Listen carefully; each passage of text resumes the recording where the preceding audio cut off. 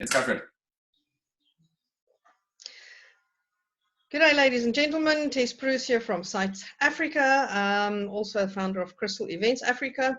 Very happy to have Mr. Daniel Silke join us, who is a political and economical analyst and also a great supporter and friend of business travel. Daniel, thank you so much for joining us. And due to time pressure, I'm not going to waste any time and hand over to you to give us your view on the current situation.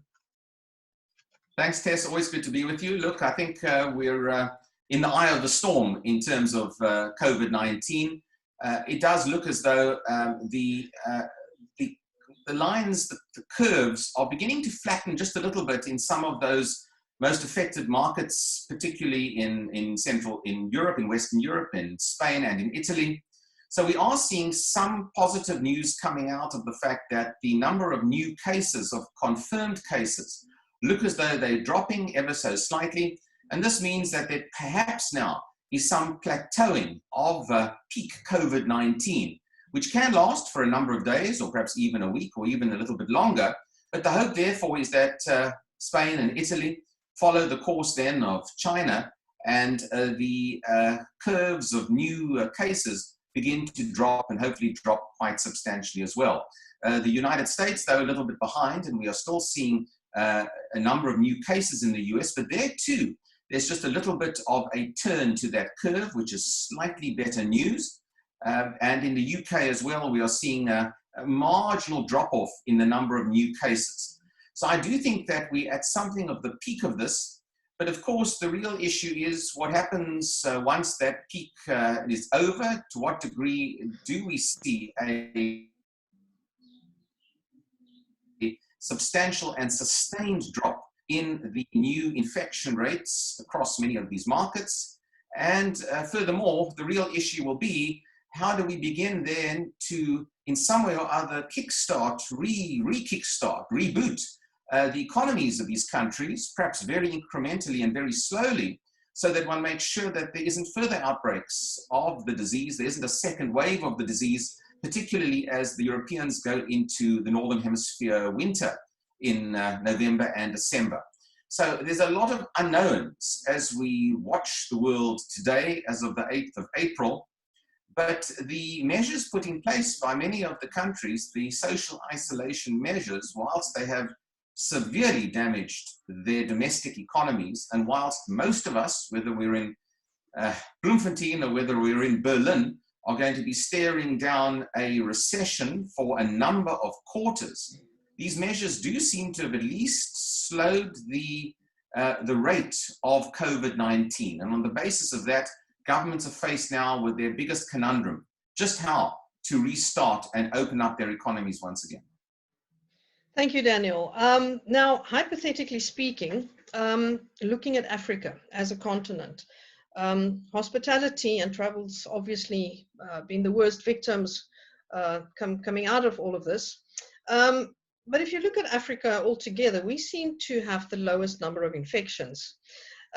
Assuming we can flatten that curve in Africa ahead of the pack, do you have any thoughts on potentially African economies bouncing back sooner rather than later?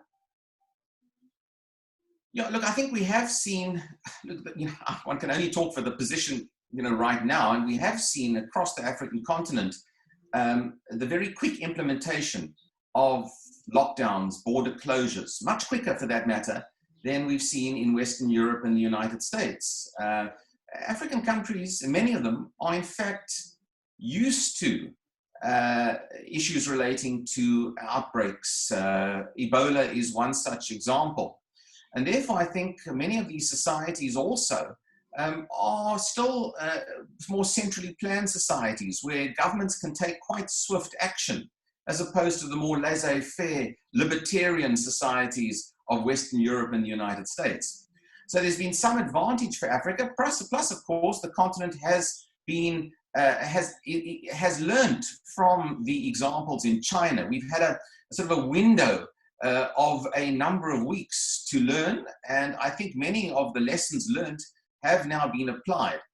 But the same issue really applies across the African continent. The big problem, as we know, is our general weak infrastructure, particularly the weak healthcare infrastructure. When you've got barely a handful of ventilators for entire nations, for that matter, in some markets across this continent, you really have to be very careful about jumping the gun when it comes to opening up your society too quickly. And of course, that's the great pity for Africa, in a sense, is that the recovery on this continent possibly will be a little delayed simply because of the fear of a further outbreak and the weak infrastructure to handle that particular outbreak. But on the continent itself, I think the big problem for Africa is that much of the rebirth of this continent, from a MICE point of view, from a business travel point of view, has been on the back of greater connectivity to the continent. The Emirates of this world, the Qatar Airlines of this world, the Rwandas of this world, a wonderful explosion of air connectivity to the continent, and with it, of course, a much greater propensity for business travel as well. Your problem really now comes when the airlines themselves are not flying, where they are subject to restrictions emanating from their own countries. When you look at the quantity of flights flying over the African continent as we speak, there's a bare handful of them. You can count them on our two sets of hands, Tess, and many of those flights are not passenger, most of them are cargo for that matter. Yeah. So until such a time as real connectivity returns to Africa from a global perspective, we are going to find it quite difficult.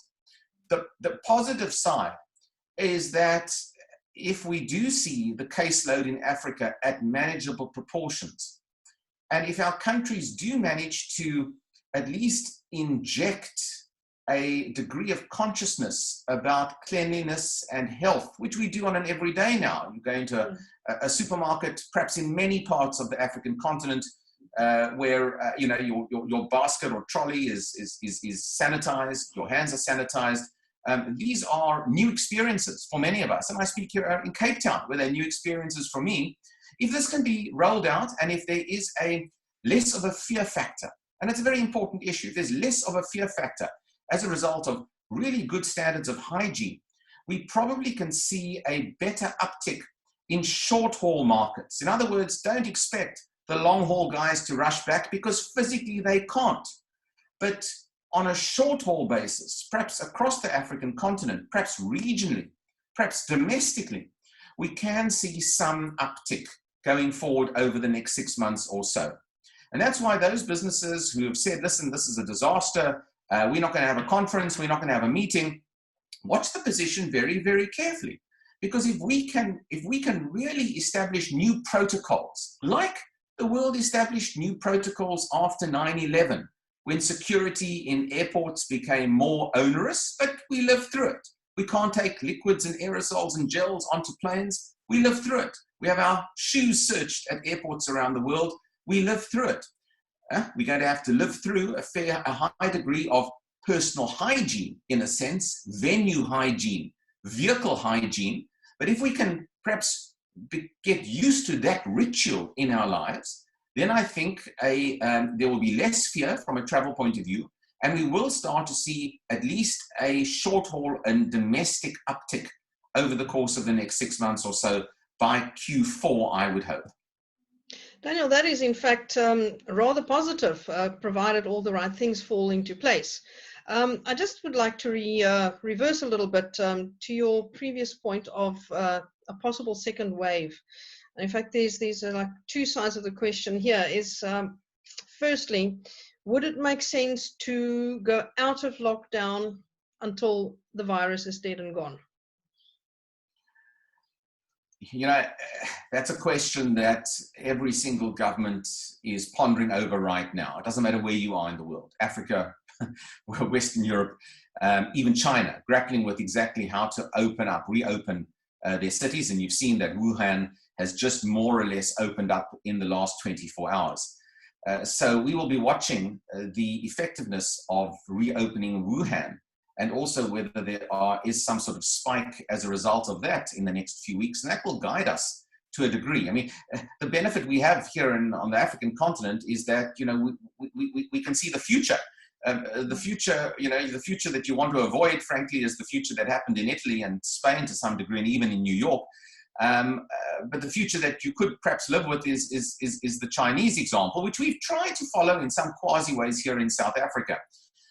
I think that's a very difficult choice for President Ramaphosa to call on this issue, because this is a work in progress. It's a case study unfolding in real time before our lives. It's almost like we're living through our own Survivor TV series on a day-by-day basis. You know, my view is that you've got two choices. Either you extend this lockdown by another more limited period, because the longer you extend it, the more you frustrate not only the personal psyche of human beings, but you clearly frustrate and damage your economy. So if there is an extension, one would argue for a very limited extent. Your option B would be to incrementally reopen your economy. That would mean that some areas of work would then get back to normal, but that you would continue to have very good testing, very good isolation and tracking facilities where outbreaks of the disease occur. And the question will be whether we have those mechanisms in place to allow us, therefore, to either suspend the lockdown or to water down the lockdown to any significant means. And those are the issues that ultimately the president is going to weigh up.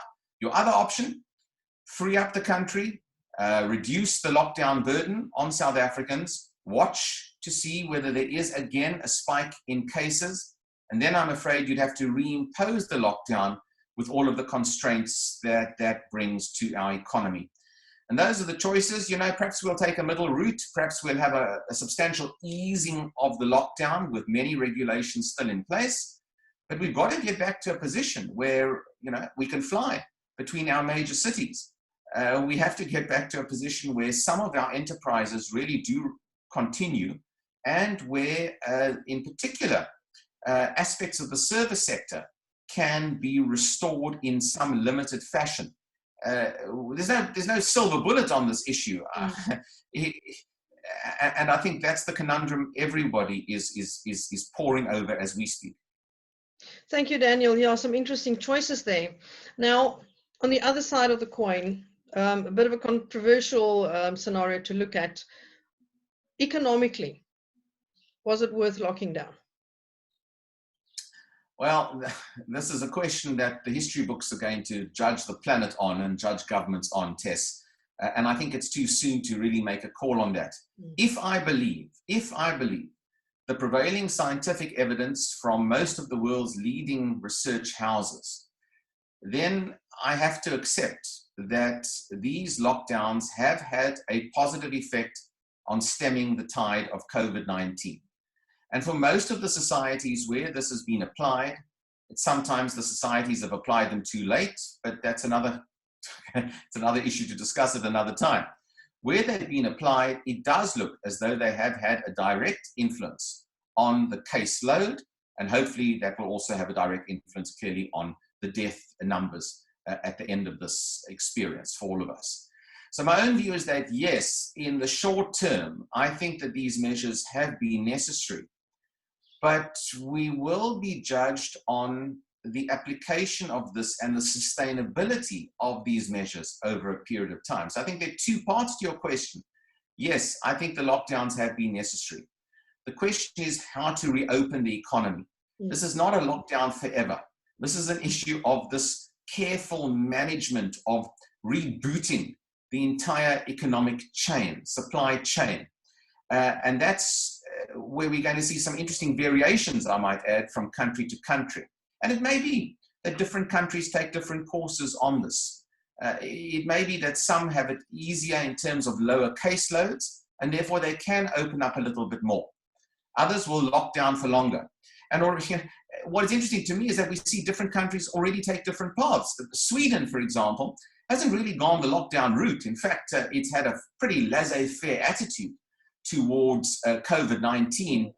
Yet that laissez-faire attitude hasn't resulted in anything more positive for that society. We see a high rate of incidence, and we see a high death rate there as well. So it's not something that there's a right or wrong answer on for the moment for me. But I'd rather go with this lockdown. I would have, certainly from a South African point of view, I would have rather gone with this 21 lockdown than not have it. Right. And I think we will see the benefits of that in the course of history. Thank you, Daniel. I think we all share your sentiments there. Let's hope we see the end of this real soon. I think the future is as clear as mud at this stage. So I'd like to thank you for sharing those thoughts and opinions with us. I think a lot for many of us to think about, especially us in the hospitality industry, where from an events point of view, very little or no income for the foreseeable future. We have to adapt, innovate, look for new opportunities, collaborate. I think that's quite critical at this stage. And in terms of recovery, obviously too soon to even think about how we're going to do that, because we just don't know. So Daniel, I'd like to thank you very much for sharing with us, and perhaps in 3 or 4 weeks have another conversation to see if we can see the end in sight and light down the end of the tunnel, and then possibly discuss the potential of recovery. So before we sign out, any final words from you? Tess, I agree with your sentiments. Let me just say that I attended as a delegate, a virtual delegate yesterday, a conference run out of the UK with 2,500 individuals online. It was a remarkable experience, and it worked exceptionally well under these exceptional circumstances. There is a case of an events company that adapted very quickly and were able to put together an expert panel of speakers for a whole day. This wasn't just an hour, it wasn't just half an hour like we're speaking. So there is substantial innovation coming through in terms of technology. I don't think, the human contact, the human experience of travel is not going to go away. We all prefer that, in a sense, to the anonymity and the office-based work that we are now forced to do, at least for the moment. But I think in the interim, there are going to be opportunities, certainly for us using technology, and there are going to also be opportunities to plan in the future different types of travel, which can appeal to perhaps different audiences. But service providers are going to have to become, I think, a lot more competitive in pricing. For all of us, pricing is going to potentially change. And it may well be that the demands of our clients are also going to change in some ways or other, at least in the short term. But as I always say, this too shall pass, Tess. And once we have that vaccine that we will take as humans, just like we take a smallpox vaccine, I suspect that the desire to explore the world, whether it's as a leisure traveler, a business traveler, or a MICE delegate, will be back. Wonderful. Thank you so much for that. Ladies and gentlemen, we are running out of time. So checking out, thanks again to Daniel Silke, and we'll check in with you in a few weeks' time. Lovely. Thank you.